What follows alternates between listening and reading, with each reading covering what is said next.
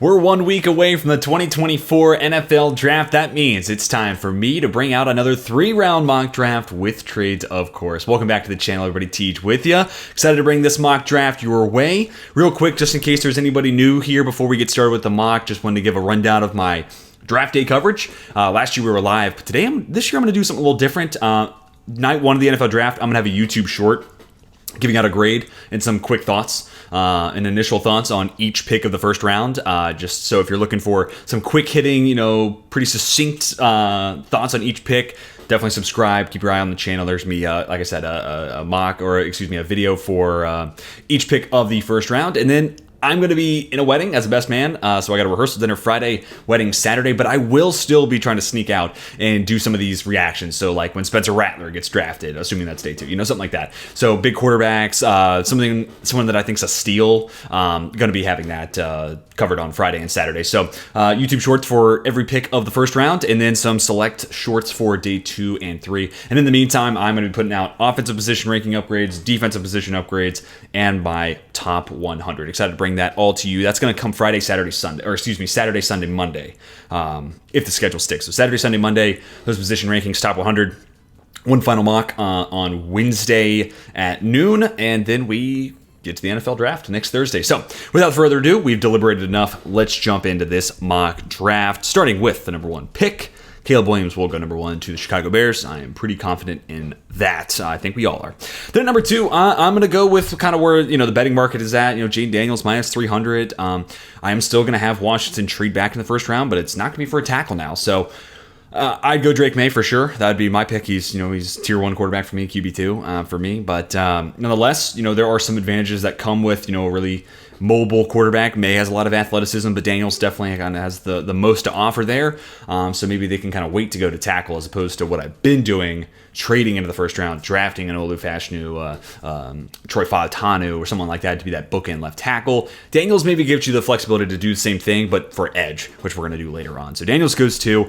And then we got to a huge decision for me to make. I think Minnesota wants Drake May bad, so they'll probably offer a bag to New England here. And there's a lot of it that says this is going to be a two-year rebuild, whether you get a quarterback this year or next year.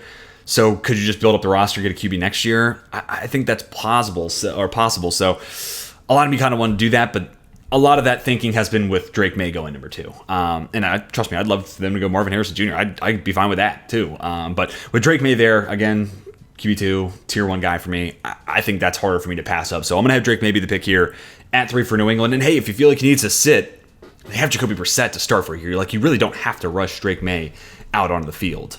Then we get to Arizona here at 4. This is going to be Marvin Harrison Jr. So no trade out of the top 4 for Arizona, but I definitely think that's a live possibility. I actually really like Dane Brugler's 7-round mock where Arizona trades out of 4 and then just takes him at 5 and trading with Los Angeles. Kind of advantageous for both sides. Arizona gets a couple more assets, moves back 1 spot. Chargers move out, get a couple more picks. Kind of makes sense, but maybe we'll do that for next week's final mock. Then we can get the Chargers here at pick number 5. This is where we're going to have the Minnesota Vikings come up and trade. It's just going to be 11 and 23. It's a huge conversation, it feels like, around draft Twitter right now is quarterback premium, how much is it? Maybe this is the next year's 3rd as well, but let's just do 11 and 23. That's really all we're talking about in today's video anyways. But the Vikings move up. They take J.J. McCarthy. I think he'd be a great fit for that Kevin O'Connell offense. I've started to come around a little bit on J.J. He's still like quarterback 5 for me. So this is just a great quarterback class. Any other year, 2022 class, he's comfortably QB1. So some of it's all just a matter of perspective. But like the upside, and I really like the fit in the Kevin O'Connell offense. This is one of the landing spots where I'd feel optimistic about what J.J. McCarthy could become. Then we get to the Giants here at 6. I'm going to go Malik Neighbors. It's interesting. Early on, I kind of comped him to Stephon Diggs, and because of that, I kind of ran with mocking him to the Giants a handful of times. I don't know if he's necessarily Stephon Diggs. He's Diggs, but he's Diggs kind of from an X perspective, but has way more like acceleration and just, I think just another level of explosiveness. Not that Diggs isn't explosive, it's just Neighbors takes it to another level. So I could see him kind of being that X. He does a lot over the middle of the field. He's a pretty good contested catch receiver. Plays bigger than that, kind of 6 foot, 190-ish frame. but doing that with a 42 plus inch vert, and a ton of explosiveness, and 4.35 40, all that stuff that you love to see. So love Malik Neighbors as that X number one guy, but also bring another level of explosiveness to the Titans. Joe Alt, I think this is their kind of best case scenario. They would love to see this pick. Him and Scoro on the left side of that offensive line would be awesome for Bill Callahan to work with. We get to Atlanta, and I think I heard the Goat House talking about this too, and I'm in lock stride. I've said this in a couple of mocks actually. I think Quinyon Mitchell's gonna be who I mock the rest of the way for Atlanta. It's kind of interesting to go Latu, get a win now piece, but I think there's gonna be an edge guy in the second round that will follow them. That's a really nice fit, and I think Raheem Morris can kind of get the best out of him. And then Quinyon Mitchell has experience playing zone at Toledo. And then what we see at the Senior Bowl with the man cover skills, Raheem Morris is going to continue to play this, primarily, man cover 4. Like, I think Quinyon Mitchell's checked a lot of those boxes to be a great fit. And I just think a secondary with Quinyon, A.J. Terrell, Clark Phillips moved in the slot, you can use stunts and twists and generate and scheme up pressure. If that's your back end, quarterbacks should be holding the ball for quite some time, especially in that Raheem Morris primarily zone-heavy defense. I think he's a great fit for that. I think he's a great compliment to A.J. Terrell, and I think you get a nice number 2 corner, you can scheme up the pressure the rest of the way. They don't have a little bit of a trade here. I apologize, Jets fans. I've been saying that, next one I'm going to get you Troy Fautano, and I keep kind of pushing that off. But I kind of wanted to explore, what if Chicago does exactly what they did last year and just move back one spot, get an extra 4th. I know the Jets are light on picks, but the Jets might be looking at their board and say, yeah, we're cool with Brock Bowers at 10, or we like Troy Fautano at 10, but you know what's even better? We go up one of our 2 4s, and we get Rome Odunze. Rome Odunze to me is top tier outcome for the Jets, him or Neighbors somehow falling in their lap would be 100th percentile outcome for the first round. I think it gives you an awesome trio for Rodgers, Udunze with Williams and Wilson, and then comparable tight ends, to work with to fill out the rest of that. And then, I don't want to say if, more so it's kind of when Mike Williams gets hurt, Roma Odunze, Garrett Wilson. That's a fantastic 1-2 as it is, and that's a great 1-2 for the future too. And I just look at Odunze's ability to catch those back shoulder passes, and I think linking him up with Rodgers would be awesome. And then from the Bears' perspective, we got 4 draft picks as of right now. That's just not enough, and Ryan Poles has really built this roster for what it is right now through the draft, and a couple other splash moves like Montez Sweat. I'm not taking anything away from all that, but he's done a great job building this team through the draft. And I almost wonder if they could be sitting at 9, kind of like last year. It felt like their situation last year, and the reason maybe they moved down to Philadelphia is, hey, we'd love to get Jalen Carter. We'd also love to get Darnell Wright. And the only thing better than getting one of those 2 guys is getting one of those 2 and an extra pick. And that was kind of my thinking here for Chicago. For all we know, their board could have Odunze and Byron Murphy the second, who I'm going to have be the pick here, equally high on their board. They could see them as slam dunk picks here at 9. We'd love to do that. So the only thing better than getting Rome or getting Byron is getting one of those 2 plus a 4th round pick. So that was kind of my thinking here for Chicago. Could they do the same thing they did last year? I think it makes some sense. And for the Jets, yeah, you're light on capital, but for a 4th round pick to get Rome Odunze, someone who's otherwise probably not going to make it to 10, I think you sprint the card in. I think you make that trade ASAP. All right, then we get to the Los Angeles Chargers. I'm going to go J.C. Latham. I really think he's kind of a hardball guy, and I know he kind of got blown up on that last play of the Bama-Michigan game, but up until that point, he played a pretty good game, and I wonder if Harbaugh maybe was kind of thinking about it. Or has even looked back at that game and said, Latham, other than that last play, there's a lot to work with there. And I say this all the time, but I think if he's truly going to play at 340, where I think he was closer to 2 years ago, versus 360, 365 is what I've heard he played at last year at Alabama, I think 340 is a much better weight, and you'll see the movement skills a lot more with Latham. So I feel a lot better with where he's currently at. Then we get to Denver here at 12. This is going to be a trade back spot. I've been trying to do this for Denver because, ultimately the guy they're going to take is going to be the exact same. But I would just rather get that guy a little bit later on, if at all possible. And I kind of explored a similar trade for the Bengals in the last mock because T. Higgins is going to get signed, assuming they keep T. Higgins. Let's say that's the case that they're going to do, and they're going to keep their chips in the middle of the table and try to go win a ring, right? T. Higgins then signs somewhere else, next offseason. This future 4, eventually it's going to become a comp 3rd. So you're not really losing any value there. So you're moving up 6 spots, and then, Denver, this team that only has 1 day 2 pick, gets an extra 3rd. I know it's a little light points-wise, but I think Denver needs the picks, so they'd be willing to take a little bit of a loss there. Plus, they get an extra asset in the future. They're going to move back 6 spots. They're still going to get their guy. The Bengals come up, and they take Brock Bowers. I mean, you're assuming Tyler Boyd's gone. You just play Brock Bowers in the slot, and I think you can do a lot of the stuff that Tyler Boyd was doing. You also could use him in line, right? Like, I think he's definitely a better blocker than Mike Gesicki, right? So I think there's a lot of different ways Zach Taylor could use him. He's one of the best talents in this class. It's just going to come down to, where do you take a tight end, especially after, Kyle Pitts is, I know it's fun to hate on him, but he's been a good player. It's just, you take him at number 4, you're thinking he's going to be awesome. You think he's going to be great. So I think that's kind of dinged Bauer's stock from a league perspective. So it's going to be interesting to see where he goes draft night. But love the fit in Cincinnati, and for them to move up with just one of their 2/3 essentially, I'm fine with that. Then we get to the Raiders. Let's go Talise Fuanga. Really like the fit. They have a hole at right tackle. Maybe Thayer Mumford gets that job. And if that's the case, and if you're in the Fuanga should play guard camp, perfect. Fuanga plays right guard, and Thayer Mumford gets a shot to start at right tackle. I just play Fuanga at right tackle, though, and then figure out the interior later on. But plenty of pathways in which this makes a lot of sense. I think he's a great culture fit, a good fit for Luke Getsy's blocking scheme as well. Then Troy Fautano is going to go to the New Orleans Saints. Could play some guard if they feel like Penning needs another year or deserves another year to start at left tackle. I'd go otherwise, but maybe they feel differently, and then maybe you get Ramczyk back. But depending on what happens with Ramczyk, Fautano could fill in and replace him there. If you feel like Penning needs to make the move to guard, like I do, Fautano becomes your left tackle. So a lot of different avenues in which Fautano becomes a day one starter for the Saints.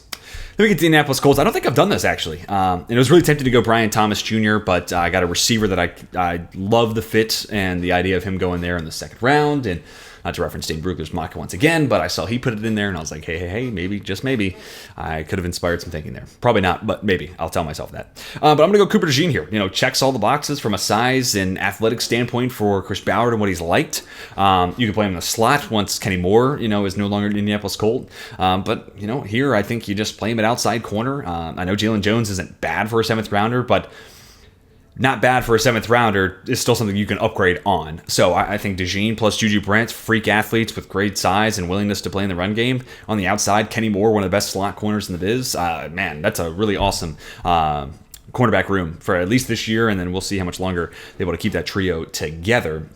And like I said, we're going to go receiver round 2. To Seattle Seahawks, I'm going to go Jax Powers-Johnson here. I just continue to think it's their most dire position of need, even with the Laken Tomlinson signing. Let's not forget about the last contract Laken Tomlinson signed and how much he didn't live up to it. So I know it's like a nice budget balling signing, but there's nothing saying that Laken Tomlinson's going to be like his San Francisco self. I do think he'll play a little better than he did with the Jets, but you play Tomlinson at left guard, Jack Powers-Johnson at center, and I'm feeling great about that. And then Anthony Bradford over at right guard. I'm in love with that. I think he fits their blocking scheme. Also, he's just kind of like a tone setter. I really love Jack Powers-Johnson. To me, he's the best center prospect that I've scouted while doing this. And that dates back to 2018 draft. So, big fan of Jack Powers-Johnson. Great fit. Addresses a big position in need for Seattle. Then we get to Jacksonville here at 17. This is where we're going to get Brian Thomas Jr. off the board. Field stretcher with also a good amount of size. So, maybe there's some overlap with Gabe Davis, but I think there's a lot more explosiveness in Brian Thomas Jr.'s game. So, deep threat, an abundance of speed, best flying 20 at the combine of any of the receivers, and just another big body receiver, too, I think is nice. You have the Ian Hartitz clip out on Twitter or X, whatever you want to call it. It was like almost 5 minutes of almost Trevor Lawrence touchdowns. And not to say that, the 3-inch bump from Calvin Ridley to, Brian Thomas in height is going to make that happen. It's not necessarily that easy, but I think a little bit of a bigger target doesn't hurt in that case. And I think Brian, talking drops, he did have some drops, and some of them were a little like uncomfortable. You're like, you should come down with that, but I just don't see that as a major concern. I'm not worried about it if that makes a difference, and that's just totally coming down to how you feel about the prospect. I think you can add more to the route running. I think the drops are going to get shirt up. You also got to think volume of that offense, right? Like LSU's chucking it, they're having to score 50 to win. So naturally, there's just more opportunities to go around, and the more opportunities you have, naturally it's going to lead to a few more drops. So anyways, let me get off my soapbox and leave that pick in the past. Denver Broncos, Bo Nix the pick. I actually hear a lot of Broncos fans who like Bo Nix as a selection. I also see some who want Michael Penix. So it's going to be interesting. If we get that top 4 off the board pretty quick, like who ends up being Denver's guy? That's going to be a fun conversation. But to me, I think Bo Nix gives Sean Payton everything he wants. And underneath accuracy, the processing ability with enough mobility to go with it. Lived through multiple offensive coordinators, went from one school, got better at the next. All these things kind of signal to me like Sean Payton's going to be willing to invest in that guy. To the Los Angeles Rams at 19, let's go Laiatu Latu. Edge 1 off the board. Edge could definitely come off the board earlier, so like 19's a little bold to say that's when the first guys can come off the board, but It's a loaded offensive class. One position group on the defensive side is going to fall.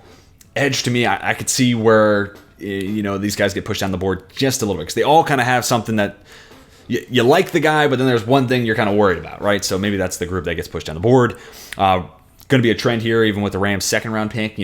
Just don't worry about the athletic measurables. And I think Latu's a better athlete than people want to give him credit for. He's just got a little bit short arms, but he's a great football player. The in-game athletic score, PFF Ultimate, they've talked about on the PFF NFL pod, where it's on par with Dallas Turner. So I think he's a guy who plays as fast as anybody with pads on. And a full moveset, great hand fighting, and honestly, this is the quickest way to replace Aaron Donald through the aggregate. You're not going to just draft a defensive lineman that's going to be Aaron Donald. You're going to have multiple pieces fill that in, and I think Latu gives you the most production, especially with Byron Murphy off the board. You could go Johnny Newton. I just think Latu plus other pieces is going to get you to the lost production of Donald quicker than Newton and other pieces. Just my opinion, though. We get to the Pittsburgh Steelers. Let's go with Amarius Mims. I couldn't tell you the last time I mocked Mims to the Steelers, but I'm excited about it. As long as hopefully teammates don't fall on him. That's where kind of his injuries came up at Georgia, but also then pulled his hammy at the combine. So I don't know. Maybe there is something in Mims that is a little injury prone. It's gonna be a gamble that I think the Steelers are willing to take here. I think they're going to go for the upside swing, and the upside of Broderick Jones and Amarius Mims is undeniable. If that were to work out and both those guys hit, you're talking about one of the best tackle tandems in football. Great athleticism, awesome play strength. The whole package. It's going to come down to, can Mims stay healthy? I think he's way further along prospect-wise than Broderick Jones was, but it's just going to come down to the injury question, and only time will give us an answer there. Miami Dolphins are going to trade out of the first round, and as mentioned, I'm going to have the Washington Commanders come back into the first round. We've done this trade, and we've mocked it a handful of times, but this time it's going to be for an edge. Dallas Turner. I originally thought this would be Jared Verse, because I just kind of figured I'd have Turner off the board, but I didn't. And, he gets to go play with former Alabama Crimson Tide Jonathan Allen and Daron Payne. And with his movement skills and a Dan Quinn stunt and twist heavy defensive line, this guy, even if you don't feel like, hey, his moveset's not, obviously not where Latu is, but maybe if you're still like, hey, he's learning from that standpoint, Dan Quinn's going to scheme this dude up with a ton of pressure just because of how good of an athlete he is. No guard is going to keep up with Dallas Turner screaming across their face. It's just not going to happen, which buys him the time to get better and more developed as a pass rusher. So I think it's a place where he can see instant success while also continuing to work and get better. So I like this a ton, actually. So I hope that this happens for Washington night of day one of the NFL draft. I'm going to have another trade here. And really, this kind of came down to the player I wanted to give these two teams. I think there's a better fit for these two sides, but I just couldn't get behind one guy coming off the board before the other. That was kind of my thinking here. So I'm going to have Green Bay move up 3 spots, and then we're going to have this little late third to fourth round swap here. It's a little bit of an overpay, but we're not too worried about it for the sake of today's video. We're not getting into either one of those. We are going to get to pick 91, I guess, but maybe there's some other picks in there. But nonetheless, I can see a world where Green Bay, especially with, Chargers could take a corner, Dallas wouldn't shock me, and then Philadelphia themselves could go corner. If Green Bay is going to continue to run man coverage, or that's going to be the move with Jeff Hafley, that's going to be what they're changing and switching to.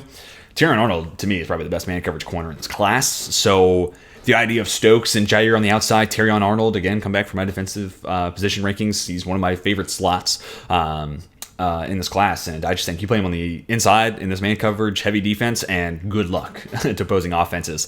I really like the idea of that fit into that defense, assuming that is what Jeff Hafley wants to do. So, and it's just a pick swap later on, so it's a relatively inexpensive move up for Green Bay. Let me get to the Chargers here at 23. This is where I'm going to have Johnny Newton come off the board. Interior defensive line. How many years have we been talking about the Chargers needing to get better there? So makes a lot of sense from my standpoint. It improves that run defense tenfold, but also it's one more pass rusher there in the mix. Doing it from the interior, hopefully making the life of Bosa, Mack, and Tula below 2 that much easier.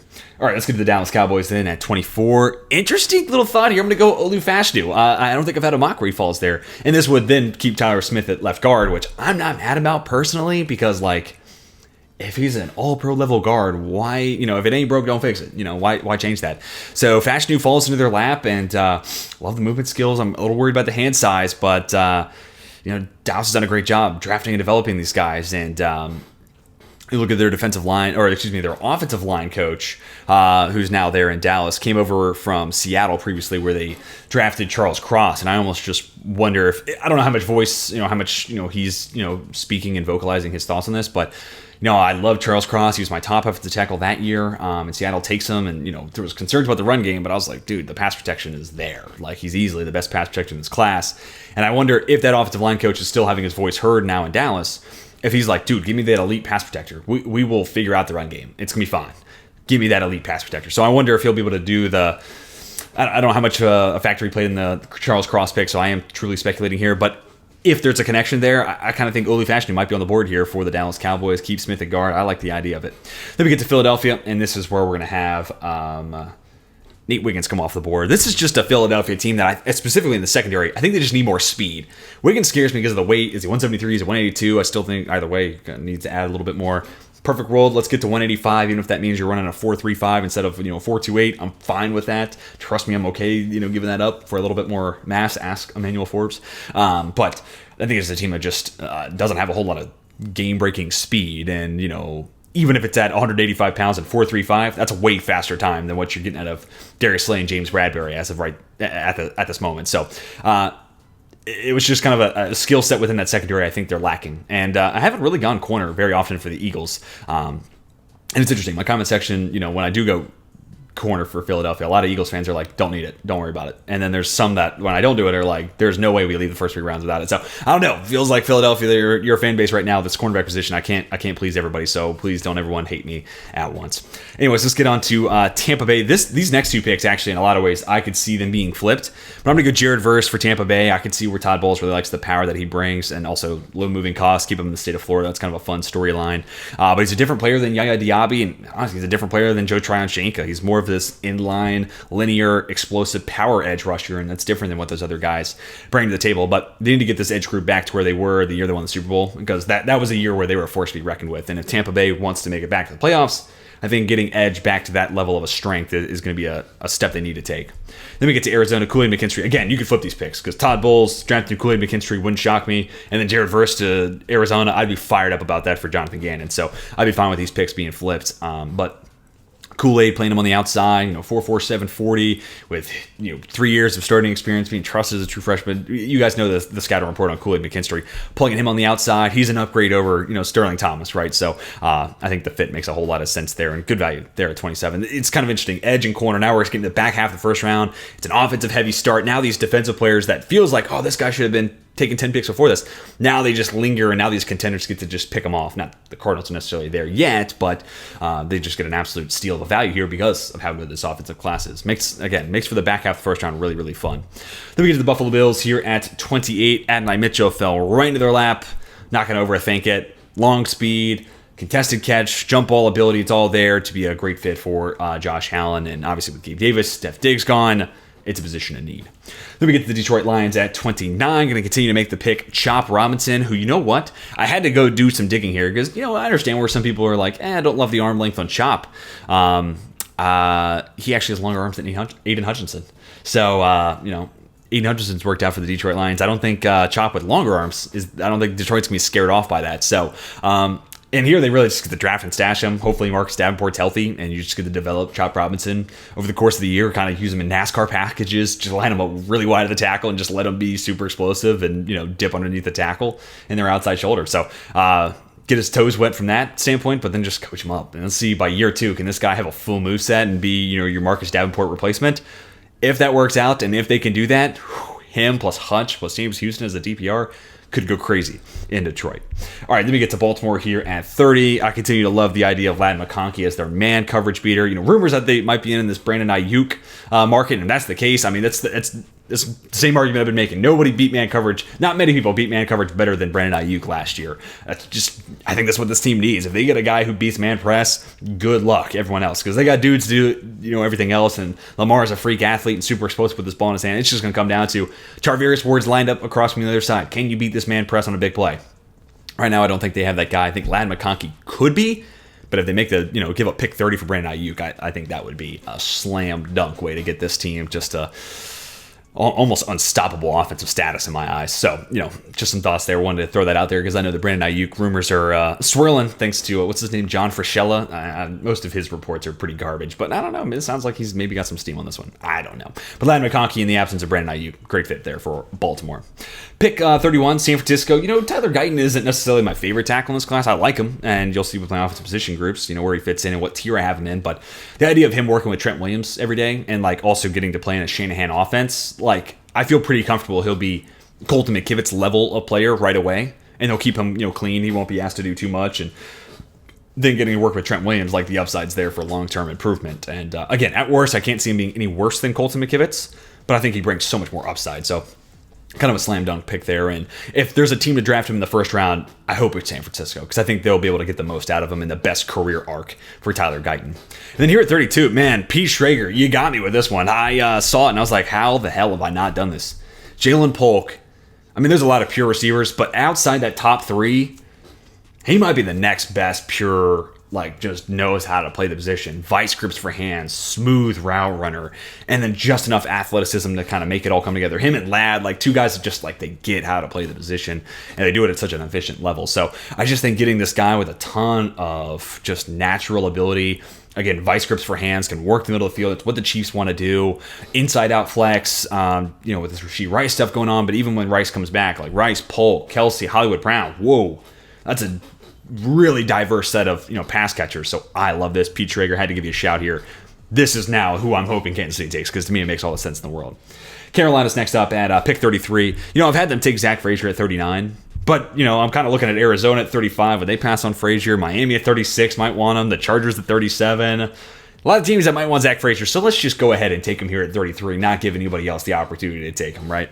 Then we get to New England here at 34. I'm going to do it this time. I'm going to go with Kingsley Suamataia. You play him at left tackle. They've done a pretty good job developing a lot of the offensive linemen. Look at, Mike Onwenu, day 3 pick, becomes a really solid starter, gets a pretty solid contract this year. I like Suamataia in the upside. I think a lot of his flaws can be pretty quickly fixed.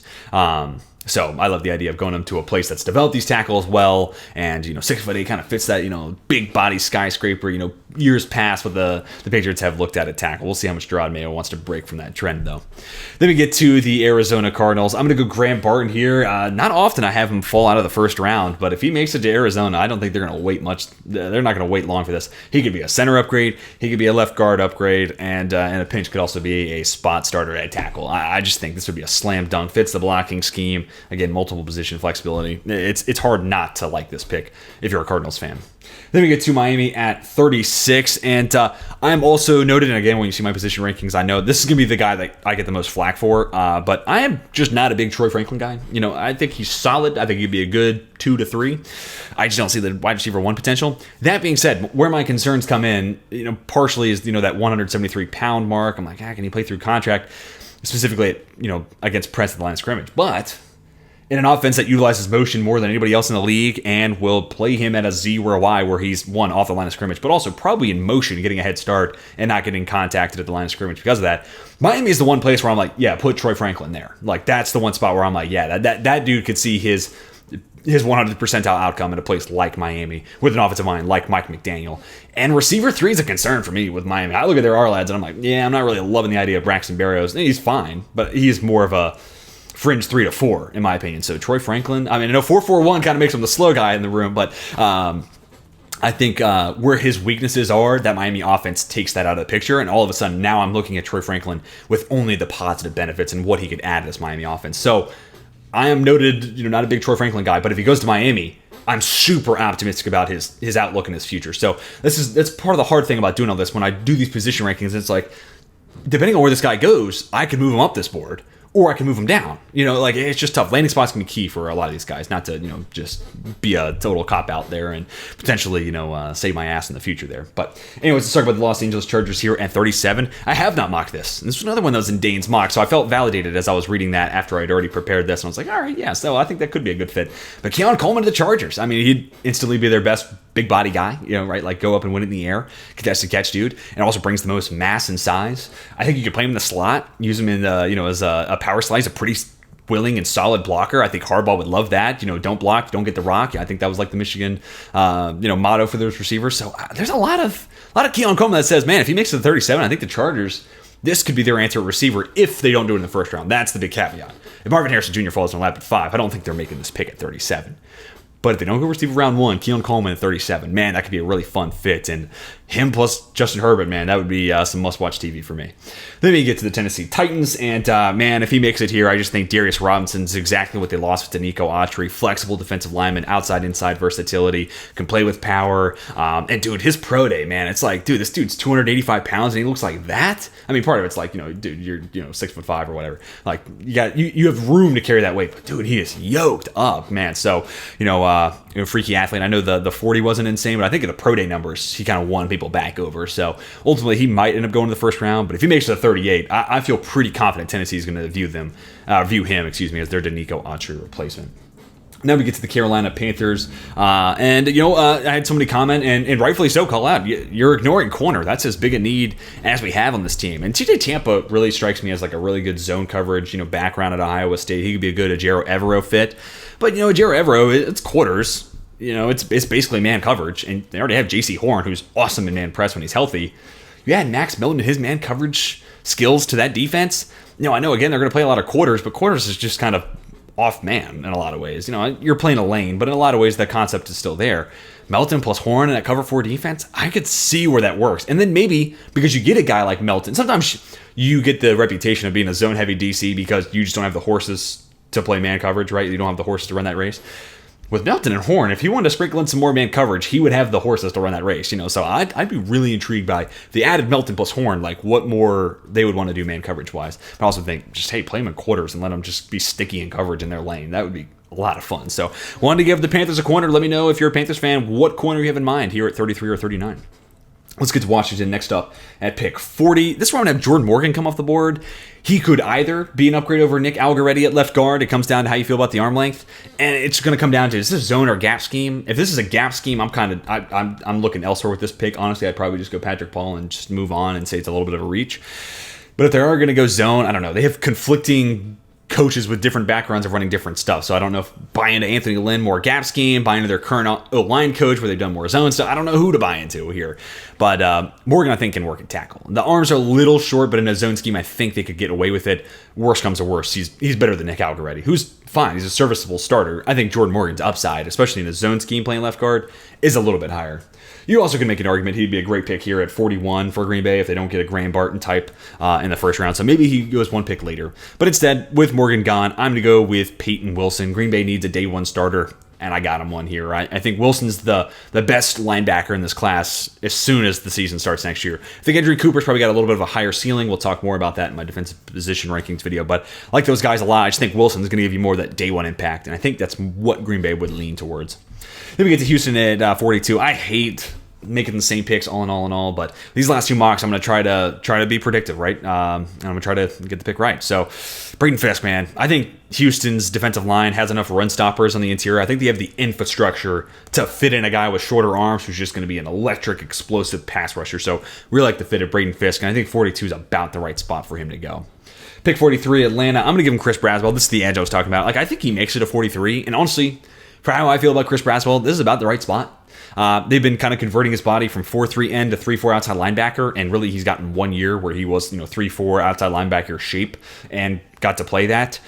So I think you're going to get more potential tapped at the NFL level than they got to at college, just because he was playing behind a bunch of guys who became NFL starters and they were transitioning his body. He just didn't have a whole lot of time to get on the field and get better by playing. I think he'll be a better pro at the next level because of that. Just he'll have more reps in this 3-4 body. And that's what Raheem Morris wants to do, 3-4 outside linebackers. He's athletic enough to me to drop into coverage. Raheem Morris will ask his guys to do that. So that is something I'm definitely keeping my eyes on. That's part of the reason why I've kind of pivoted away from the Leatu direction. If Morris is going to drop Michael Hoyt into coverage, to be honest, I don't really want to see Leatu do that. I just want to see him, pin his ears back, do what he does best, go after the quarterback. So I think Braswell brings a little bit more athleticism. We wait till round 2, still address the big position of need. Vegas Raiders, if I'm honest, probably should have him traded in the first round to get Michael Penix. I'll do that for Wednesday's mock to hopefully, again, predict the pick.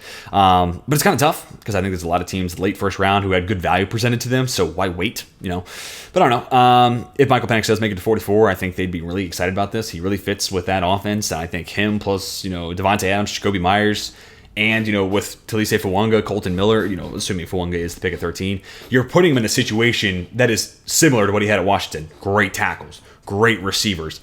Now it's going to come down to Luke Getsy, stepping up his game and being a better offensive coordinator. How much of his, experience in Chicago was limited by Fields? How much was it him limiting Fields? We don't know. So he's going to have to get better from a pass game perspective. He's going to have to get better at drawing that up. But if he does, great receivers, great tackle. This is just one of the positions where I feel pretty good about Penix being pretty good right away. Let's get on to the New Orleans Saints here at 45. I'm actually going to have them trade back out of this pick. New Orleans is one of these teams that's super light. After this second rounder, they don't pick again until the 5th. So I've been kind of I've been trying to think of a way where they could get some extra draft capital, make this work. And again, this is kind of light on the point side, and the mock drafts database, they use the Jimmy Johnson trade chart. But again, New Orleans is desperate for draft capital. So if it means, hey, now we've got another 5th round pick that we could, hey, they already have 4. So now we have 5. We could bundle 3 5s to get back into the 3rd. We could bundle, 2 5s to get into the 4th. We can be flexible with these picks, or even just use them to accumulate veterans, maybe on a bad contract. But also pick 95 in specific. I'm going to give them a player there that I think would be a great fit. So then I'm going to have Kansas City come up and take Patrick Paul. Maybe a little early for my blood, but I know people who do like Patrick Paul, specifically from a pass protection standpoint, and Kansas City is going to pass the rug. That's what they want to do, right? So those long arms, get him in pass protection. I think he could be an upgrade, honestly, over Donovan Smith as early as year 1. I really do. Just because Patrick Paul is what he is. I don't see him getting any better at the next level. I think he's one of these guys who, who he is year 1 is probably who he's going to be for the entirety of his career. I could be wrong. Maybe it's who he is by year 3 is who he is by the rest of the career. But don't expect, a year 5, year 6, year 7 continual improvement, in my opinion. I think we know who Patrick Paul is, and I think that pass protection skill set really caters to what Kansas City wants to do anyway. So I think it makes a lot of sense for them. Let's get on to the Indianapolis Colts here. 46. If they get my man Slick Rick into that offense as an Alec Pierce upgrade, I will be ecstatic. And just go back to 2022 and just boot up the Anthony Richardson to Ricky Pearsall deep bombs, because that's what I'm going to be doing, because I'm going to be stoked. I'm not even a Colts fan. I'm going to be stoked. I'm going to be the hopium's going to be through the roof in the apartment complex here. But Pearsall, again, just an upgraded Alec Pierce. Way better route runner. You can play him inside and out too, so you can get kind of creative with how you want to deploy these receivers. Downs is a slot only guy, so you'd probably just play him on the outside, but still think you get all the vertical ability with way more suddenness in his route running, so you can use him in different routes, not just 9-ball guy like Alec Pierce currently is. So I think it just diversifies the portfolio of that offense. Giants are next up here at 47. This is where I'm going to have TJ Tampa come off the board. Again, Tampa could have made a lot of sense earlier, and then Max Melton, low-key, could have been a great fit here. So maybe I'll do that for my next mock. But I think I like Melton a little bit more than Tampa as it currently stands. We'll see if I change my mind before my position rankings come out. But nonetheless, TJ Tampa plus Deonte Banks, 2 massive long-armed corners. I'd be really intrigued to see what Shane Bowen could get out of those 2 young guys on the outside. And really, it's Deonte Banks, and then it's not a whole lot else looking great right now in that secondary for the New York Giants. I think Banks will be better year 2. You plug in Tampa. Let's get that secondary back on track in New York. All right, let me get to the Jags here at 48. I'm going to draft Kamari Laster. I think this is a team that needs an upgrade in the slot. And hey, look, if Laster's running a 4.64, look, I'll just be transparent. My position rankings, not to keep bringing him up, he's not even in the corners. He's only in the slots. Because at 4.64, you're not playing slot. I mean, excuse me, you're not playing outside corner. I don't have a whole lot of athletic thresholds to kind of give you a peek into my my process, but arm length at tackle and corner is one that I kind of stick to pretty close, and then 40 times specifically for corners. There's not a whole lot of corners who have had success with a 4.55 or slower 40, and 4.64. That's rough. But also the best 3-cone of any of the corners. So you play this guy in the nickel and get his instinctual coverage ability into a defense that will want to sprinkle in man coverage. I think Ryan Nielsen could look at this guy and be like, him, Campbell, Darby, let's just play man coverage and let's just make it a nightmare for opposing offenses to create some separation against us. I think it makes a lot of sense. You're just going to have to play him in the nickel, and hopefully get drafted by a team with that thought in mind, because that's where I think he'll be best at the next level. Cincinnati's next up at 49, looking to replace the run-stopping production in specific from DJ Reader. Reader's also a pretty good pass rusher. At this point, Devondre Sweat, I'm going to have him fall pretty far on this. I just don't know where he's going to go. Sweat probably is the best of these guys from a pass rush standpoint, other than Michael Hall, but then Michael Hall is not going to give you anything in regards to being a run defender. Jenkins is going to give you a whole lot of run defense, and then hopefully there's, more meat on the bone from a pass rush standpoint. That's a hope, not a strategy, though. So I'm just plugging in Chris Jenkins to get him next to PJ Hill and say, hey, we're going to keep our linebackers clean. We're going to stop the run at a high level and at least do that. Hard to replace a DJ Reader. Jenkins at least gives you the run production that you're losing. Philadelphia Eagles are next up at 50. Going to continue to make the pick of Adrian Cooper, because I think if Pittsburgh sees him at 51, I don't know. They got enough guys who can play right now, but for the same reason I like Philadelphia taking them, draft and stash. You have Devin White, you have Nakobe Dean. Let them start this year. Make Adrian Cooper a starter year 2. Pittsburgh could do a lot of the same things. So again, I think if Cooper gets to 51, he might be a Pittsburgh Steeler. So Eagles future-proof that position. Snipe them ahead of Pittsburgh, who this pick's going to be the same. Again, I hate like making picks the same from one mock to the next, but Arthur Smith, give him an AJ Brown clone. It makes a lot of sense. He does a lot of things that Pickens doesn't, brings more physicality than Pickens does, while also running a sub 4.4 field stretching ability, go up and get it in the air guy. So fits with what Russell Wilson wants to do with those moon balls, fits with what Arthur Smith wants to do off play action, chucking it deep. But yeah, I think AJ Brown clone, that's kind of been my rationale here for why I think Pittsburgh might target Leggett round 2. Then we get to the Rams here at 52, and I'm going to go Ennis Rakestraw Jr. Again, not like the world's gaudiest athlete or anything like that. And I'd like to see this team get a little bit more size at corner, so maybe they wait and get a guy like Cam Hart in the 3rd. But here they just get a good football player. Inside-out flexibility too, which certainly helps. But I know the 4.5 140 isn't awesome, but just a good football player. And sticking coverage, doesn't play the ball a whole lot. I think this is a team kind of like Leal Tulatu. It's like, yeah, we're just not going to overthink this. Give me a good football player. And I think Ennis Rakestraw Jr. falls into that bucket. Now we get to the Eagles again, and I'm going to go Blake Fisher this time. Look, I think Fisher is a good tackle. Like, I think he's solid. And honestly, the upside, he should have been a better player at Notre Dame, given their track record. But you know what else has a great track record of developing these guys? The Philadelphia Eagles. And you know who doesn't really have an injury history under his belt? Blake Fisher. And you know who could step in the case of a Lane Johnson injury and be a pretty solid starter? Blake Fisher. And then you plug him into a place that's developed these guys at such a high level. Like, Blake Fisher might actually have his full potential tapped that I'm saying this as a Notre Dame fan. I don't think we got the best of Blake Fisher. I really don't. So I think he'll be a better pro. And I think Philadelphia is one of the best places he could go to get that best version of himself. While, again, future-proofing right tackle for whenever Lane Johnson is not starting in Philly.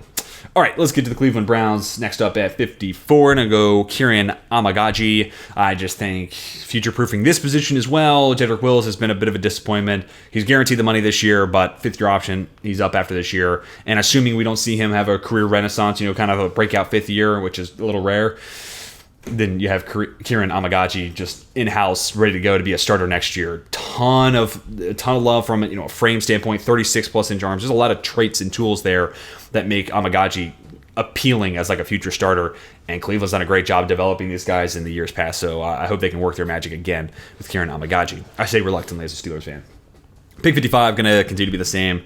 If Christian Haynes makes it to this point, Miami should be sprinting this card in, because there's not a whole lot of guys that are going to replace Robert Hunt 1-to-1, but Christian Haynes, I think, has the potential to do that. And I know that's high praise, but I think that highly of Christian Haynes, specifically in this blocking scheme. You're taking advantage of his movement skills while also like 315 pounds. He's got a mean streak. He plays with a ton of phicality. I think he's a great fit there in Miami. Dallas then at 56. I've been going Jonathan Brooks. I think Blake Corum is the way I'd go here, but a little something different. Let's go Trey Benson, kind of a Tony Pollard replacement, a little bit more big playability. Also, I think a better pass catcher than Florida State maybe realized, and he can kind of take over some of those pass catching duties that is now voided with Tony Pollard no longer being there. So I think Trey Benson in a lot of ways can be more of a Pollard replacement, where some of these other guys maybe fit a little bit of a hybrid of what they wanted Zeke to be over the last couple of years he was there and what Pollard was. So, Jonathan Brooks definitely on the table here, but I just want to throw a different name out there with Trey Benson. All right, next up is the Tampa Bay Buccaneers. We went edge in the first round, and I know my man Todd Bowles wants to play a lot of man coverage. I think Renardo Green is a fantastic man coverage corner. I shouted it out last time, but I'll do it again. James Foster, follow him on Twitter. He put out like a 3 to 5 minute cut up of just Renardo Green and man coverage. And if your team plays a lot of man, that highlight clip is going to get you fired up. Now, it's a good cut. It's a lot of his good plays, right? It's the good stuff that you want to see. But also solid size, good showing at the Shrine Bowl. I think he fits with what Todd Bowles wants to do. Also, there's some smaller corners who I think are good man coverage guys, but Todd Bowles hasn't drafted, at least while he's been in Tampa, him and Jason Light haven't drafted a guy smaller than 6'1". Renardo Green right at 6 foot is close enough. I don't think they'll go below that 6 foot threshold. At least they haven't so far, so I have no reason to think they would do something different this year. Green Bay back on the clock at 58. I'm going to go with Dominic Pooney, giving this team a ton of offensive line flexibility. If it were up to me, I'd play Pooney at left guard, shift Elton Jenkins over to right guard, and call it a day. But Pooney also can play center, so you could basically make this into a camp battle. They're not playing the same position, but who's the weaker link? Sean Ryan at right guard or Josh Myers at center? And if you feel like it's Myers, Pooney could be your center, and you just let Sean Ryan, who I didn't hate, especially as a 6th rounder. Like I said in the last mock, I like day 3 drafts by Green Bay for whatever reason. I just think they cook then. But I think if Sean Ryan proves to be a better player than Josh Myers, you just play Pooney at center and let Sean Ryan start at guard. I'd be fine with that as well. Houston at 59, I'd be fired up if they get my boy Mikey Sainristil into that defense, like D'Amico Ryans, with this type of a playmaker right in the middle of his defense, a willing tackler in the run game, sticky in coverage, specifically in man. I love the ball production too. I'd love what Mikey Sainristil would bring to this defense. They have Jalen Petrie playing the slot too, but I think there's a world where you could have both of them do a little bit of both, or Sainristil plays him in the slot, and then you just kind of rotate Jalen Petrie down into the box as a strong safety. I think there's a world where they can coexist, or you just give Sainristil a breather and you play some Jalen Petrie slot snaps. I'd be fine with that, But man, oh man, that type of playmaking corner in D'Amico Ryan's defense, if you couldn't tell, I'd be amped. Buffalo is next up here at 60. I'm going to actually have them trade back ever so slightly. I'm going to have the Arizona Cardinals come up in their place. One, Arizona has all these picks. They have the luxury to, make this type of move, and they literally have 2 fifths. So what's one of them gone away? And Buffalo, they already have a handful of 5ths, so they could package those, get back into the 4th round if there's a guy they like or whatever. Ultimately, also, I think the value for the Bills pick I'm going to make lines up a little better then than it does here at 60. And also, I have Xavier Worthy ranked higher on my big board in my receiver rankings than Javon Baker. Spoiler, that's who the Bills are going to take. So I couldn't justify Baker going ahead of Worthy, but who could use a guy who's just straight line fast? I mean, Worthy does a lot more than that, but who could use a speedy, over the top burner? The Arizona Cardinals. Now, are they, when you take Marvin Harrison, for how much of a bigger role is Worthy going to be more than the speed? I don't know. So it feels like they're leaving potentially some meat on the bone, but you also lose Rondale Moore, so you use him as a yards after the catch guy. Texas did that for a year. They use him as a designated deep threat. Texas did that for a year. You can do that. But also he's coming off a year with 75 catches. I think you can use him in a more volume role. I don't know what ultimately a team's going to ask Xavier Worthy to do at the next level. I'm very interested to find out. But again, Arizona's kind of missing that game-changing speed element. I think Xavier Worthy brings that to the table. Then we get to the Detroit Lions. No surprise here, Zach Zinter. You start him behind Kevin Zeitler for a year. Zinter becomes your right guard of the future. In a lot of ways, Zach Zinter, there's a lot of Kevin Zeitler when I watch him play. So I think he's getting kind of lost in the mix here. I think this is future-proofing that right guard spot, keeping a strength in Detroit. Baltimore's next at 62, and I'm just passing Roger Rosengarten around the AFC North. The Steelers, the Bengals, the Ravens. I mean, sheesh, he's the community bike. Everyone gets a ride. But we didn't get to go tackle in the first round for Baltimore, so I think this is as good a right tackle you're going to find the rest of the way. So Rosengarten, plug him in as your Morgan Moses replacement. Move Patrick McCarry back inside, where I like him a lot more on the interior. So another way of basically combating that right tackle hole for Baltimore.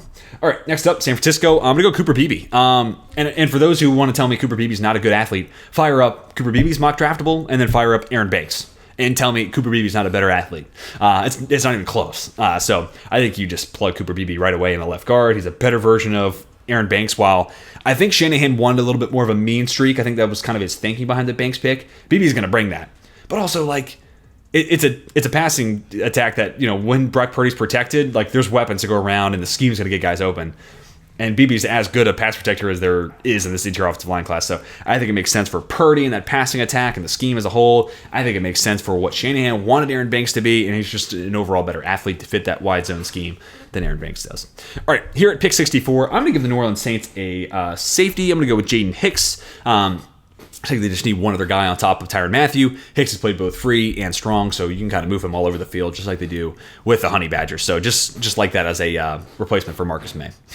Now we're into the third round. I had some Panthers fans tell me that they didn't love the Johnny Wilson pick. I'm going to stick at it because, on a lot of ways, fire up mock draft while you're at it. 40 time. Johnny Wilson didn't run a 3-cone, but 20-yard shuttle. A lot of the metrics for Wilson are very similar to Mike Evans. So again, I'm kind of sticking with it. If he becomes Mike Evans, that's 100 percentile outcome. But there is some Mike Evans in his game. And I wonder if Dave Canales would just be like, yep, that guy's going to play my Mike Evans role in this offense. So Panthers fans, let me know what third round receiver you'd want. I'd love to give him one in the second, but I also felt like center corner, there was good value there. So don't pass on that. So if they wait till the third, who's the guy in mind? And I didn't want to go Roman Wilson just to hit on that because Dante Johnson, Adam Thielen, I feel like Roman Wilson's skill set's already in that receiver room. So I felt like Wilson brought something else to the table. But let me know, who would you go with here if you're a Panthers fan? Buffalo, I've already spoiled it. It's going to be Javon Baker. So you give him Adonai Mitchell with awesome athletic ability and go up and win it and pluck it out of the air. And then we got like the Diet Coke version of that, who, Javon Baker's not a great athlete, but I think he's got a really nice release package, consistent route running skills, good in the red zone, and consistent hands too. So it's just one other guy who can go up and win it in the air for Josh Allen, because he's going to make a couple throws every week. And I say this as Josh Allen being my favorite player in the league. There's going to be 1 to 2 throws every week where he chucks it up, and you just got to hope the guy comes down with it. A.D. Mitchell, Javon Baker, we got a couple guys who can go up and win it pretty consistently. All right, Miami's next up at 67. I'm going to go with Chase McCormick or Mason McCormick here. Play him at left guard. I think he's an upgrade over Liam Eichenberg at that spot. Unfortunately, Eichenberg just hasn't been a good football player at the NFL level. It sucks to say as a Notre Dame fan, but McCormick's movement skills plus the physicality he played at. Same thing I was saying about Christian Haynes earlier. Now you just get him a little bit later on. McCormick is coming from a small school, but I think a lot of his stuff translates. And you look at the athletic testing, all that says, it's on par with high-end NFL starters. So I think McCormick at left guard, Christian Haynes at right guard. That's one hell of a way to turn those guards, the guard weakness around, basically in one draft. And now you just need Connor Williams to come back and be the guy he was pre-injury at center. Now we get to New England here at 68. This is where I'm going to have Roman Wilson come off the board. Explosive big play guy. So, Tyquan Thornton's fast, but I don't think he's much more than just that. I don't think he actually plays receiver in a lot of ways. Roman Wilson will give you that big play ability while also having enough savviness to separate and, make contested catches, work the sideline, things that receivers do that I don't think Tyquan Thornton does. So, and also just more big play explosiveness than Kendrick Bourne and Juju Smith-Schuster. And Pop Douglas can give you some big play ability, but they're going to play him in the slot, so his role is a little different. So Wilson, I think, could just basically be the Tyler Lockett for this Patriots offense.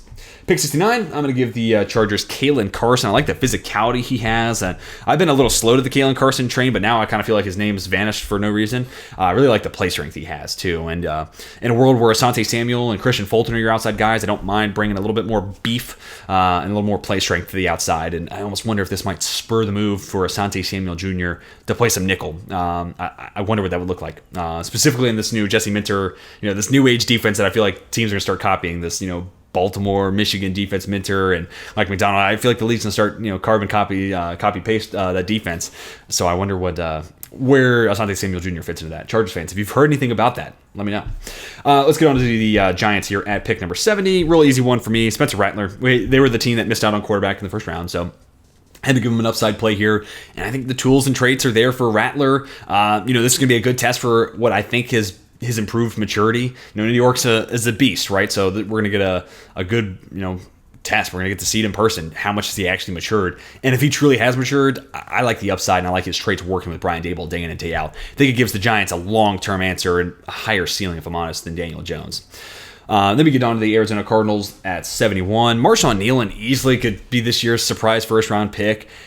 This is about where I see him. I think there's upside. I think there's a ceiling, but he's a guy that until I get to the third round, I'm letting someone else take that chance. Once we get to the third round, I'm all on board taking the chance for him.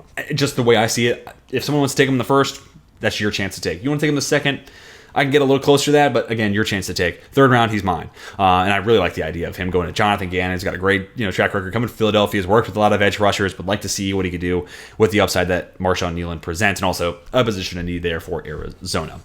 Then we get to the Jets here at 72. Honestly, thought about doubling down on receiver or tight end here just to have some fun and just put an abundance of playmakers around Aaron Rodgers. But safety is one spot where I think they could do a little better than Tony Adams, who's fine. I think Tyler Nubit could just be a better center field, playmaking, ball hawking safety over the top. Worst comes to worst, now you have three legit safeties that you want to have on the field with Adams, Nubin, and the other name who's now escaping me, of course, as soon as I hit record, right? But nonetheless, I think it adds one more piece to that safety rotation. They tend to be a little deep there. They like to rotate those guys out too. So adding a third safety probably goes a long way to keeping that the same. All right, let's get to Detroit here at 73. I'm going to go with Elijah Jones. A lot of man coverage skill sets. I think that's what Aaron Glenn would ideally like to get back to, playing a little bit more man coverage.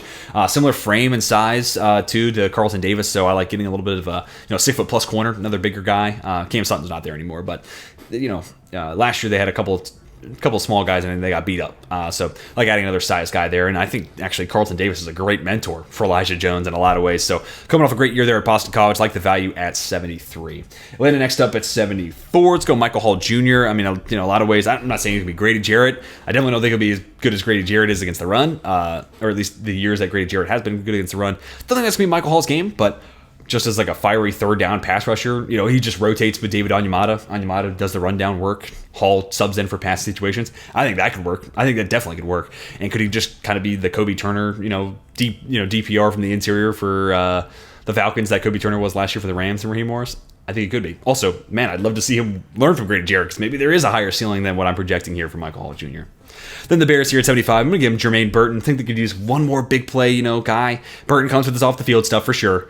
But at the same time, this Shane Waldron offense wants to work vertically. Caleb Williams wants to create big plays. He holds on the ball because of that. Jermaine Burton is as good a deep route runner as there is in this class. He was really hard for me to rank my position rankings because talent's one place. Off the field stuff I can't really account for because I have an interview to do, so I don't know. But man, boom bust play here. But if it works out, Keenan, DJ Moore, Jermaine Burton, this is going to be an offense that generates a ton of big plays with Caleb Williams at the helm. Then we get to Denver here at 76. Vance Joseph likes to play a lot of man coverage, and I think Kyrie Jackson and his frame, but also the athletic testing suggests, man, get this guy playing some man press. So I like him as the number 2 corner opposite Patrick Tan there for the Denver Broncos. Then we get to the Raiders here at 77, sticking at corner. Go Cam Hart. I like his ability to play a variety of different coverages, but also bigger frame. They're kind of, Jack Jones, 6 foot, 6'1", but then it's, a couple of the smaller guys, including Nate Hobbs, who plays in the slot, and then Jacorian Bennett size, not necessarily his biggest biggest strength. So basically I would just make this a camp battle. Who's better, Hart or Bennett? If Bennett takes a year 2 step in the right direction, fine. That's okay. We'll figure out what we want to do with Hart. But if Bennett doesn't show that he's gotten any better year 2 and Hart's a better player, boom, you get an upgrade at your one of your starting outside corner spots. Washington here at 78. The pick is going to be JT Sanders. So corner is the one thing I didn't get to go with here in Washington, which, trust me, it makes me uncomfortable because they need a corner. But JT Sanders learning from Zach Ertz would be really exciting, and it's a position of need. Love the athleticism. I think he's a sharp route runner, but he also could just be a solid seam runner. So I like JT Sanders. He's been my tight end 2 throughout this entire process. So you guys know how I feel about Sanders, and definitely a position of need for Washington. Back to the Falcons now. Let's give him a linebacker, Junior Colson. I was really excited about what Troy Anderson could be. It hasn't really developed yet, so maybe swinging the pendulum in the other way, where Colson's not going to surprise you with his athleticism. Is not going to jump off the page, but trust as a 3-year starter, including as a true freshman, despite being kind of late to learning football. Like, that says a lot. When Harbaugh's like, yeah, you got to the game late, but you just get how to play the position. That's a huge feather in your cap. So again, kind of swinging the pendulum in the opposite direction of Troy Anderson gives them a little bit of a buffer if Anderson doesn't take that step forward this year. Denver here at 80, the pick's going to be Cedric Van Pran. They lose Lloyd Cushenberry, center, big need. I think Van Pran can fit in with what Sean Payton wants to do schematically there at center. Multiple years of starting experience, multiple national championships under his belt. Probably more of a gap scheme guy than a zone guy, but his zone blocking grade from PFF is solid. His movement skills and his athletic testing show that he may not be a gaudy athlete. He might be like top tier, but he's good enough to make it work. Then we get to Seattle here at 81. I'm going to go with Ruka Rororo. And, hear me out. Hear me out. I was looking at Leonard Williams, and they gave him that extension, but they could also move on from him next year. And I don't know if Seattle fans love Leonard Williams, and they just made the trade for him, but you could cut him next year. And yeah, there's some dead cap associated, but it's still a cap savings. It's not a big enough dead cap hit where you're not saving money. It's not the Russell Wilson contract. It's not the Matt Ryan contract, right? Like, you'd be saving money against the cap. So I wonder if they could just bring in Ruka Rororo and just have him learn from Leonard Williams and eventually replace Leonard Williams. In a lot of ways, I think the skill set kind of lines up there. So, or you could keep Leonard Williams for 2 years, and then that last year of his contract, there's not that big of a dead cap hit. So you could even have Rook learn behind Leonard Williams for 2 years, and that'd be fine. Just additional defensive line depth, too. You can't have enough. So let's move on to the Indianapolis Colts. Same pick as last time out. I just think, this team can get better at tight end. We didn't get to give him Brock Bowers in the first round. I'm an Eric All guy. I don't think his injuries are correlated. Love the route running. Love the yards after the catch. I like the athleticism. I like the size. I mean, he's just another one of these Iowa tight ends. Great blocker. Really nice athlete. He's a little different than all the guys that come before him. No one player is the same as another, but he has... he's my tight end 3. Like, as long as injuries aren't a concern, the guy is going to be an awesome tight end. So I think he's an upgrade over the guys that Indianapolis currently has, even though that hurts me to say. Love me some Mo Alley Cox, go Rams. Speaking of the Rams, Los Angeles Rams. Didn't mean to do that. But this is where I'm going to have Tavondre Sweat come off the board. I just don't know. Originally, I was going to do it at pick 99, but then there's a safety I want to give the Rams, so I'm going to have them take that guy at 99. But I just don't know where Sweat's going to go. The DWI, there was a wrench in it, and apparently there were already some party concerns that teams had with him. So, get a DWI 3 weeks before you find out if you get the job. Like, it's kind of rough. That's not a good look there. But I love the talent. He's still my defensive tackle 3, talent-wise, just going off the film. Like the game. And I really like him as a run stopper next to Kobe Turner, because Kobe Turner's not going to be a good run defender. Sweat will be. So I like that 1-2 punch. It's just going to come down to how teams feel about the character. Pick number 84, I'm going to give the Pittsburgh Steelers Javon Bullard. I think this team can absolutely use an upgrade in the slot, and whether it's Javon Bullard or Andrew Phillips, I'd be fine with either one. I have Bullard slightly higher as a slot, so play him in there and just let him play that Mike Hilton role that this team has had a hard time replacing since Mike Hilton went to Cincinnati, so makes a lot of sense in my mind. Then we get to Cleveland here at 85. I'm going to go to the linebacker position and go with Edifon Olafosio. They don't have to start him right away. His tape's kind of hit or miss. There's some really nice plays, but there's also some rough ones. Combine testing, though, like in a class that's pretty light on linebacker talent and light on high-end athletes at linebacker, I'd take the shot on Olafosio and draft and stash him. You got Devin Bush, you got Jordan Hicks. They'll be a serviceable tandem at a position that, let's be honest, doesn't move the needle that much when it comes to wins and losses. It's just, linebacker isn't that position anymore. So I would just draft and stash Olafosio, take advantage of that athleticism, and just have him work every day with Jeremiah Wusu-Koroma, Hicks, and maybe there is something to learn from Devin Bush. And by year 2, hopefully he is your starter long term. And then his athleticism next to JOK, when they go nickel, those guys can be all over the field in Cleveland. Let's get to Houston here at 80, assuming that is the pick, by the way. I don't want to make this a foregone conclusion. Want to do something a little different. Like, we've gone slot and D-line, and I'm like, damn, like this offense, you could give them more interior offensive line depth, but I actually like a lot of the guys they have there. I like Nick Broker. I like Duke Scruggs. I liked Jared Patterson, especially with where they got him. So call me bold. I'm going to go Malachi Corley. Who's the yards after the catch guy for this team? And Corley really doesn't, I say this with all due respect, he doesn't really play receiver right now. He is just get ball in hand and let him break tackles. That was his role at Western Kentucky. And that offense inflates a lot of stats. Ask Bailey Zappi. But anyways, they don't really have a yards after the catch guy. Yeah, Tank Dell can do that. And yeah, Nico Collins can work with the ball in his hands and be a yards after the catch guy. But Corley, that's his specialty. And with this Diggs trade, the restructure, he's there for 1 year. So yeah, it's awesome to have Stephon Diggs there, and maybe they do resign him, but Diggs is going to go catch a bag somewhere. So I think by next year you're probably looking at needing a receiver 3. So let's just future-proof that position, get Malachi Corley in. I think he has a skill set that's different than the guys they already have on the roster. So Houston fans, let me know if you're still interested in receiver, considering it's a 1-year rental with Diggs. Then we get to Dallas here at 87. This is where I'm going to have Jaron Jones come off the board. I really like Jaron Jones as a slot in a man-heavy defense. And I know Dan Quinn's not there, but if this team continues to play a lot of man coverage, play him in the slot with Bland and Diggs on the outside, and this secondary goes crazy. I really like Jaron Jones, again, as a slot corner in a man-heavy defense. I think Dallas could be the right spot for him to go. Green Bay's next up at 88. I'm going to go Cole Bishop here. Still think they could use one more safety. I like Bishop as a box safety. Last year he played a little bit more over the top than he did in the box. I think that plus his combine testing signals, yeah, he could do some over the top stuff. But him plus McKinney, they both have flexibility to play in the box, over the top, split safety looks. I really like that as a tandem for Green Bay.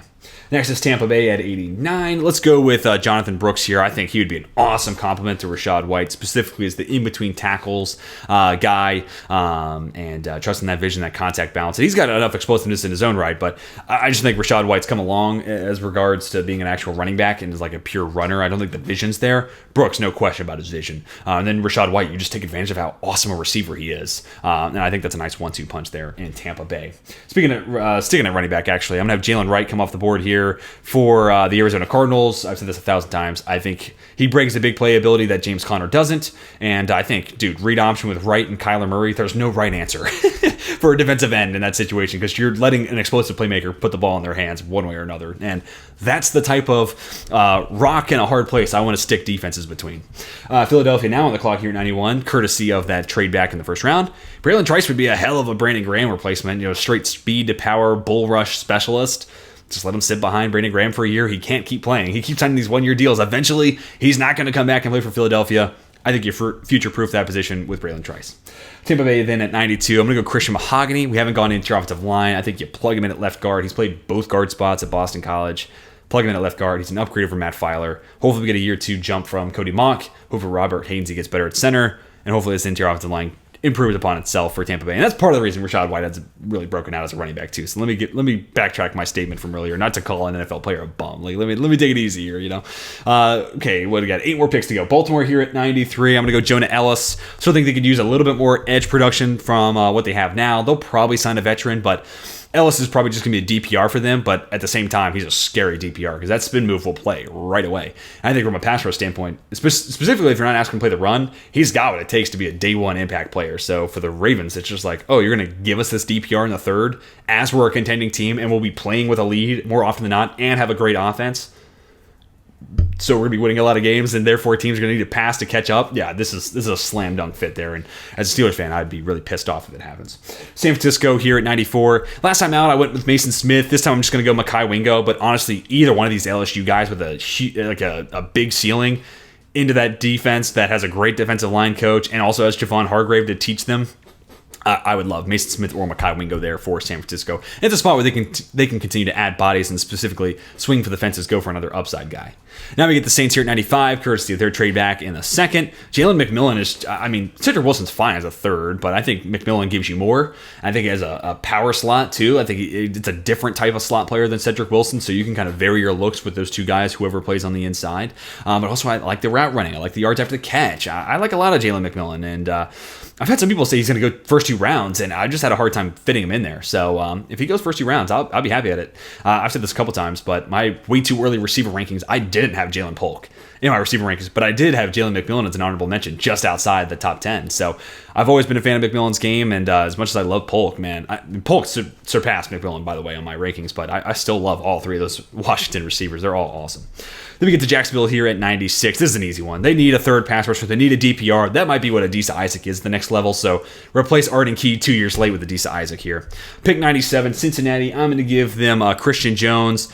He's played both left and right tackle. So I just think you move him to the right side, let him sit behind Trent Brown for a year, and he replaces Trent Brown by year 2 of his rookie contract. Pittsburgh Steelers are next up. I'm with Alex from Hail Mary Sports. I think Hunter Norzad is an awesome player. I don't have too many interior offensive linemen in my interior offensive line rankings, but he would just be on the outside of the 10 names or whatever. He's a great center. And I think late 3rd, early 4th is a good place to take him. He fits with what Arthur Smith wants to do, and he's definitely an upgrade at that position versus, if you're not going to call Herbig a center because he's played like 28 career snaps there, he's definitely better than whoever you might think is currently a center on the Steelers roster. So, yeah, I like that pick there at 98. And you play Daniels at his natural position. You play Herbig at his natural position. He becomes depth. And Sayamalu, obviously, there play guard as well. And then the last pick here at 99. If I didn't go D-line and Devondre Sweat earlier, I still trust me, I really like Leonard Taylor as a fit here for the Rams, playing some 3-tech. But I'm going to go with the Dorian Taylor-Demerson, the Jackrabbit, and let him play a little nickel, let him play a little free safety, move him all around the field, kind of use him as your John Johnson III in this Rams defense. I'd be really fired up about that if he did end up becoming a Los Angeles Ram. And I think he's a good enough player to finally get in my top 100 of these mock drafts. I think this is the first mock he's appeared in. I like him a ton. It's not a great safety class, but I like his playmaking ability a ton. And again, I'm really biased. I love slot playmakers, so the fact that he's shown that plus free safety creation, playmaking ability, yeah, he's kind of a hard guy for me not to like, but he's a little small, so I understand. But man, his nickname, Jackrabbit, yeah, it totally fits with how he plays. But anyways, guys, that's going to do it for the updated 3-round mock draft. We're 1 week away from the NFL mock, so tell me how I did down below. Was I, spot on with your team? Was I way off the radar? Let me know who your favorite team is and what you thought about the picks. Did you hate it? Did you love it? Did you fall somewhere there in between? And let me know why you felt that way. And of course, let me know who went too high, who went too low. Is there someone you think, no way he falls to the 3rd round? TJ, you're crazy. Love to hear that down below in the comment section. I'm going to try to respond to as many comments as I possibly can. And then, let's have some fun here. Who's that surprise first rounder this year? There's always one. Who do you think it could be this year? I don't know if it's super surprising, but I'm going to say Zach Frazier. I think Frazier's the guy that sneaks in round 1. I do like Goathouse's shout for Max Melton, too. That's like a really, really nice secondary guess there. I like that a ton. Especially if Green Bay sticks and picks at 25. I think that can make a lot of sense there as well. But wanted to showcase all 3 rounds one more time. Leave your thoughts down below in the comment section. I'm going to try to respond to each and every comment. We'll have one more mock draft coming out next Wednesday. And then in between time, we're going to have offensive position rankings, defensive rankings, top 100, all coming out Saturday through Monday. So be sure to subscribe to the channel. Check out our draft day coverage as well. But that's going to do it for me. Hope you all have a fantastic rest of your day. And until next time, my name is Teach, and I am signing off.